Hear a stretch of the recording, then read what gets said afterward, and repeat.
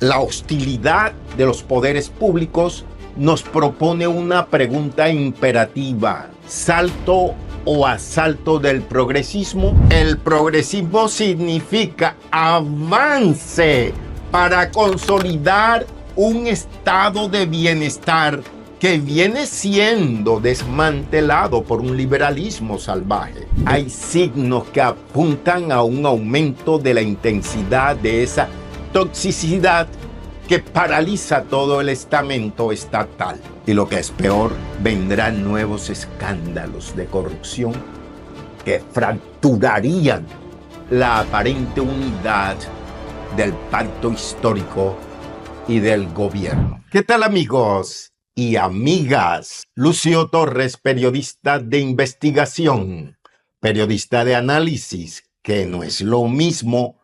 voxpopuli.digital. Presten mucha atención a este análisis que los petristas no quieren oír y los uribistas con la boca callada. Bienvenidos, bienvenidas. Antes les pido de corazón que le den clic a este canal para que le notifiquen cada vez que estos análisis salgan al aire. La relación conflictiva y no armónica del gobierno de Gustavo Petro con los demás poderes políticos del Estado colombiano no es pacífica. La hostilidad de los poderes públicos nos propone una pregunta imperativa: ¿salto o asalto del progresismo?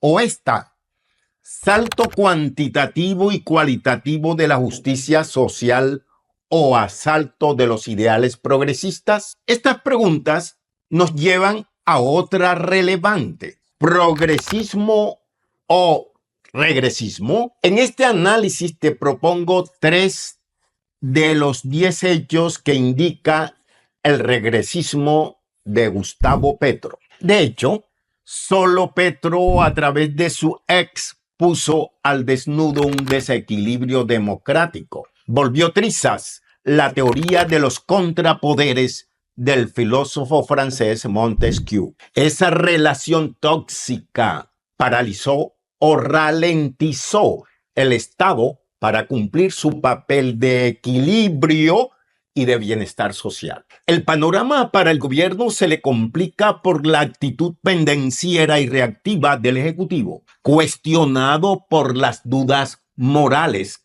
que lo rodean. El presidente reacciona con virulencia ante las acciones de grupos de poder dominantes. Como es natural, estos amplifican los hallazgos de los actos de corrupción gubernamental y familiar presidencial, profundizando una matriz de opinión negativa. Un presidente no se queja, hace. La virulenta forma de reaccionar con una alta dosis de victimización nos recuerda a Uribe del Corazón Grande. Incluso ante el control político complica el estado de cosas de nuestra nación. Es que no me dejan gobernar, dice él, y se victimiza. Es que no lo dejan gobernar, dicen sus seguidores, que se compadecen y se solidarizan con él, no con la nación a la que le juró servir y respetar. En realidad, Petro no se quiere encargar de él mismo como presidente. Un estadista no se justifica para no presentar resultados. Uno votó por un presidente para que resolviera los problemas existentes. No votó por un presidente para cumplir el papel de planillera, quejarse y llorar. El país no necesita presidentes quejumbrosos. Se necesita un presidente coherente y congruente. Acción, acción pura, menos reacción. Los reaccionarios solo defienden el statu quo. Sin embargo, Petro no soporta el control natural de los poderes públicos en un Estado social y democrático de derecho. Se subraya: democrático. Véanlo en pantalla. Es la esencia misma de nuestra constitución política. La ciudadanía ejerce el control a todos los estamentos y actos públicos. Esto se llama control social. El Congreso ejerce un control sobre el Ejecutivo y el Judicial. Esto se llama control político. La justicia ordinaria juzga a todos excepto al presidente de la República, los magistrados de la Corte Constitucional, la Corte Suprema, el Consejo de Estado y el de la Judicatura y al fiscal general. Como se sabe que ustedes son expertos, ellos son juzgados por la comisión de acusación. Una comisión comprable. El Ejecutivo lo hace a menudo con su abultado presupuesto disponible. Petro no ha sido la excepción. Olmedo López, exdirector de la UNGRD, presentó la compra del presidente de esa comisión, Wadid Mansurinbet, como uno de los hechos de su solicitud del principio de oportunidad que presentará las pruebas en su momento.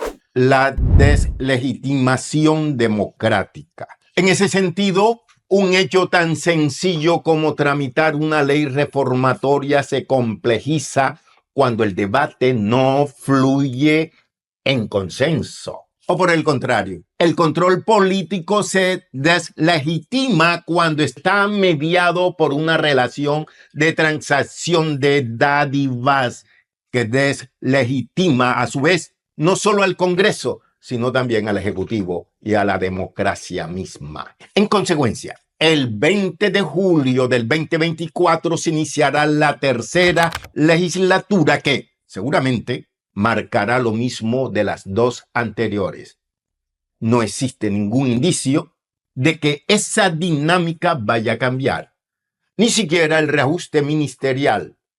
Por el contrario, hay signos que apuntan a un aumento de la intensidad de esa toxicidad que paraliza todo el estamento estatal. Y lo que es peor, vendrán nuevos escándalos de corrupción que fracturarían la aparente unidad del pacto histórico y del gobierno. ¿Progresismo o regresismo? Llegamos a esta pregunta. ¿Progresismo o regresismo? Nos debe llevar a un análisis concreto. La tesis central de este análisis pone en entredicho el concepto de progresismo propuesto por Petro en su campaña electoral. El progresismo significa avance para consolidar un estado de bienestar que viene siendo desmantelado por un liberalismo salvaje. En cambio,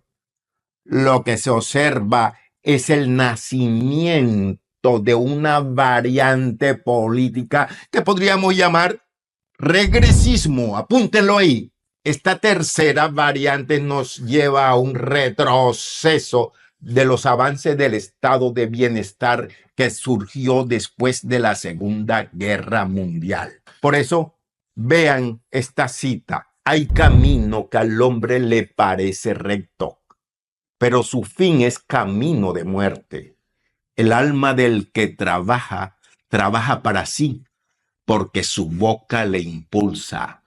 Proverbios 16:25. Por ende, ese regresismo, el verdadero camino que transita Gustavo Petro, acaba con las grandes conquistas de la humanidad en Colombia, los derechos de los trabajadores y la democracia del estado de bienestar. Y por supuesto, él no quiere eso, pero es lo que su conducta lleva. Por ejemplo, la reforma pensional cercenó el principio de solidaridad generacional donde los jóvenes trabajadores se solidarizan con los viejos que entregaron su fuerza de trabajo. Allí se negó la democracia y la Cámara de Representantes se autonegó. Nos remitiremos a varios hechos para comprobar la tesis citada. El regresismo del gobierno de Petro. En esta entrega vamos a analizar 3 del top 10 que proponemos en esta pregunta. ¿Progresismo o regresismo del gobierno de Gustavo Petro? La fractura interna, fuego amigo. El fuego amigo que ahora amenaza la tranquilidad de Verónica Alcocer y por supuesto de su esposo, el presidente Gustavo Petro, indicaría que la crisis moral del círculo de poder familiar y del pacto histórico se está agrietando. Este hecho, sin equívocos, debilitaría aún más al gobierno nacional, que estará a merced de los grupos de poder dominante. El problema no solo son el grupo de WhatsApp de personas vinculadas al gobierno donde se denuncia el tráfico de influencia, sino el volcán que se encuentra activado desde su interior. En tanto que la idea de Petro, según algunos de sus allegados políticos, de constituir un partido único es un contrasentido político. Ni siquiera la Colombia Humana está posicionada como partido de gobierno. Y también existe un inconformismo generalizado que ya se está cocinando una rebelión interna, no solo en el Partido Colombia Humana, sino en otros sectores que acompañan al pacto histórico. Un sector mayoritario que no está en las mieles del poder y que son de Colombia Humana convocó a una Asamblea Nacional Extraordinaria para este 14 de julio. Allí sentarán una posición política sobre el rumbo del gobierno y de la misma Colombia Humana. Top 2. La rebelión interna de Colombia Humana. Según voceros de los convocantes de esta Asamblea Extraordinaria, la dirección provisional de la Colombia Humana, encabezada por la cartagenera Carmen Anachuri, ha aplazado la Asamblea no una, sino 6 veces. Algunos la cuestionan porque funge de orácula del presidente Petro en Colombia Humana. De manera que la máxima autoridad del partido de gobierno no sesiona desde hace 2 años y medio. Después de que Gustavo Petro dejó la dirección, le sucedió la hoy ministra de Medio Ambiente, Susana Muhammad González. Luego llegó Dagoberto Quiroga a Collazos, hoy superintendente de Servicios Públicos. Posteriormente vinieron los liberales dentro de Colombia Humana, Guillermo Alfonso Jaramillo, hoy ministro de Salud, y Marco Emilio Hincapié. Este dejó el cargo para posesionarse como presidente de Coljuegos, la entidad que maneja los juegos de azar del país. Top 3 y último, por el día de hoy, los privilegiados del pacto histórico. Asimismo, hay otros partidos y movimientos del pacto histórico que son privilegiados. Por ejemplo, los liberales disidentes, el Partido Comunista y la Alianza Verde tienen mayor representación burocrática que la militancia de la Colombia Humana. Si bien Muhammad es de Colombia Humana, no le da participación burocrática o de gobernabilidad a la militancia de su partido. En tanto que pareciera que el presidente viviera en una burbuja de las que producen la soledad del poder, sin contacto con las bases que en toda su vida política le acompañó en su gesta electoral.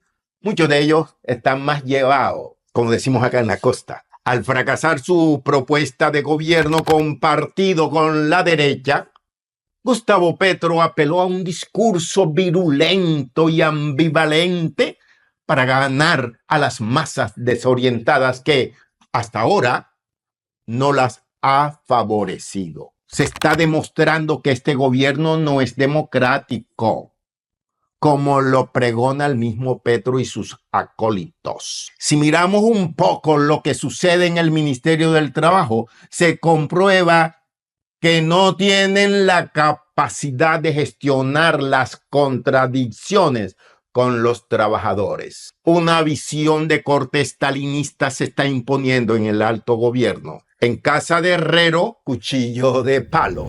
Petro y el progresismo siguen en deuda.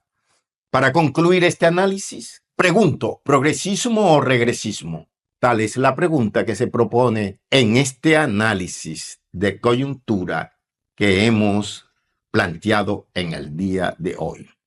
El cambio social prometido no se siente ni se vive dentro ni afuera, mucho menos entre los más vulnerables. El fuego amigo volverá cenizas, lo que queda del progresismo del gobierno de Gustavo Petro. Ceniza que se la va a llevar el viento próximamente. En la próxima entrega, amigos y amigas, analizaremos otros 3 de este top 10. Vamos a tener: Petro no puede con la angarilla y está buscando jolones, dicen los campesinos de la costa caribe. Petro no puede con la angarilla. Un plan para las calendas griegas, eso nunca se va a cumplir. La relación tóxica del gobierno con los demás poderes. Colorín colorado, hasta aquí este viento nos ha llevado y esperemos que haya buenos vientos y buena mar para Gustavo Petro en el segundo o en el tercer año de su administración. Le faltan 2. Como dicen por ahí, nunca es tarde para recapacitar. Lucio Torres los lleva en el corazón.